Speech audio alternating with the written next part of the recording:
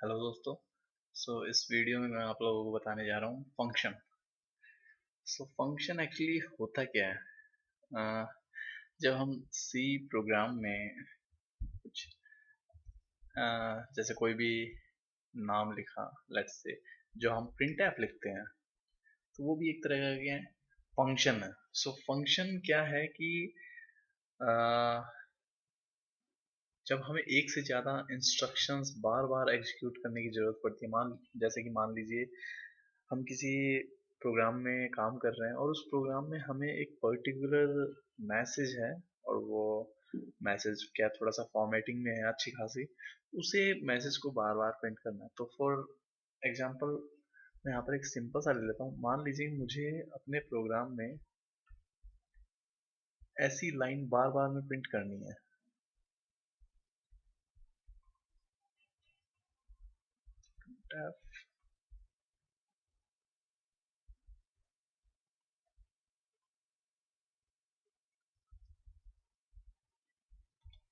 मान लीजिए कि मैंने एक बहुत बड़ा प्रोग्राम लिखा है, और मैं जब कुछ भी प्रिंट करता हूँ तो मुझे ये दो लाइनें बार बार में प्रिंट करने की ज़रूरत पड़ती है। अब होगा क्या है कि एक तरीका तो क्या है, जैसा कि जितना हमें अभी तक सी सीखा है, जहाँ पर भी मुझे दो लाइनें प्रिंट करनी है वहाँ पर मुझे ये दो प्रिंट एफ लिखने ही लिखने पड़ेंगे। ओके।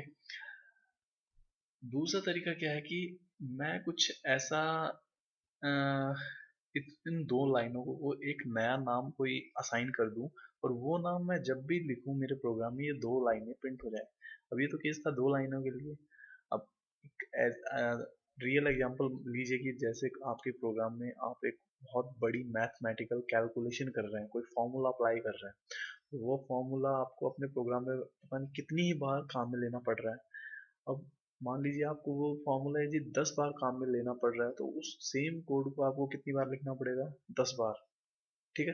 तो जो थोड़ा सा काम क्या टीडियस हो जाता है। तो उसके लिए कंसेप्ट है फंक्शन का। तो फंक्शन होता क्या है कि आपको कोई ऐसा टास्क है जो कि बार बार करना पड़ रहा है, उसको बार बार न करने की बजाय हम उसे एक नया नाम असाइन कर देते हैं। ओके। और जब भी हमें वो टास्क करना हो, हम उस नाम के थ्रू उस कोड को एग्जीक्यूट करवा देते हैं। तो अब फंक्शन क्या है? Function A set of statement which actually return to perform a specific task। Function में हम जो भी लिखते हैं उनका ऑब्जेक्टिव क्या होता है? एक पर्टिकुलर टास्क को कंप्लीट करना। तो फंक्शंस क्या है? एक स्टैंडर्ड लाइब्रेरी के फंक्शन होते हैं जो कि हमारे पास अवेलेबल होते हैं, हम डायरेक्ट काम में ले सकते हैं। और एक होता है यूजर डिफाइंड फंक्शन। तो यूजर डिफाइंड फंक्शन जो कि हम फंक्शन बनाने वाले हैं। तो मैं यहाँ पर एक सिंपल सा आपको डेमोन्स्ट्रेशन दे रहा हूँ। मुझे इन दो लाइनों के लिए ही एक फंक्शन बनाना है। तो जो सिंटैक्स होता है फंक्शन का मैं यहाँ लिख देता हूँ। सिंटैक्स ये होता है, पहले तो आपको रिटर्न टाइप लिखना पड़ता है, फिर फंक्शन नेम, आर्ग्यूमेंट्स, और उसके बाद करली ब्रेसेस में फंक्शन बॉडी। ये है इसका सिंटैक्स। सो मैंने यहाँ पर फंक्शन लिखा। तो फिलहाल के लिए हम जो भी ये प्रोग्राम देखेंगे, जो भी फंक्शन हम लिखेंगे, हम उनमें रिटर्न टाइप वॉइड काम में लेंगे। तो वॉइड का मतलब ये होता है कि ये फंक्शन कुछ भी रिटर्न नहीं करने वाला है, जो कि हम जब नेक्स्ट जो फंक्शन के रिटर्न टाइप देखेंगे तब हमें चीज़ें ज़्यादा क्लियर हो जाएगी। फंक्शन नेम, मैंने कोई एक फंक्शन ले लिया, लेट्स से लाइंस। आर्ग्यूमेंट, फिलहाल हम कोई आर्ग्यूमेंट पास नहीं कर रहे, और ये लिखी हमने फंक्शन बॉडी। अब मैंने क्या किया, ये दोनों स्टेटमेंट यहाँ से उठा के इसके अंदर लगा दिए। ओके। तो मैंने एक सिंपल सा फंक्शन बनाया है। इस फंक्शन का ऑब्जेक्टिव क्या है? ये दो लाइन प्रिंट करेगा। अब मान लीजिए मैंने अपने प्रोग्राम में, मुझे स्टार्टिंग में इन दो लाइंस को प्रिंट कराना था।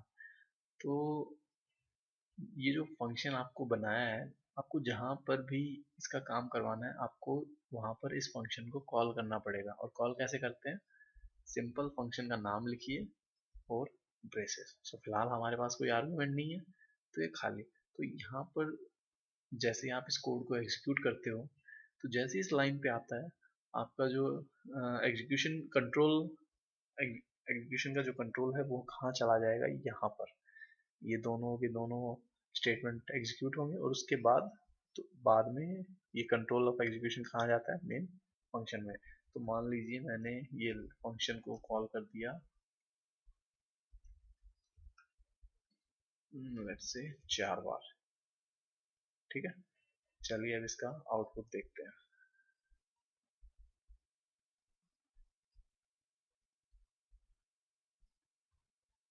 तो आप देख रहे हैं, मतलब अगर ये फंक्शन नहीं होता तो मुझे ये 2 लाइनें यहाँ पर 4 बार लिखनी पड़ती।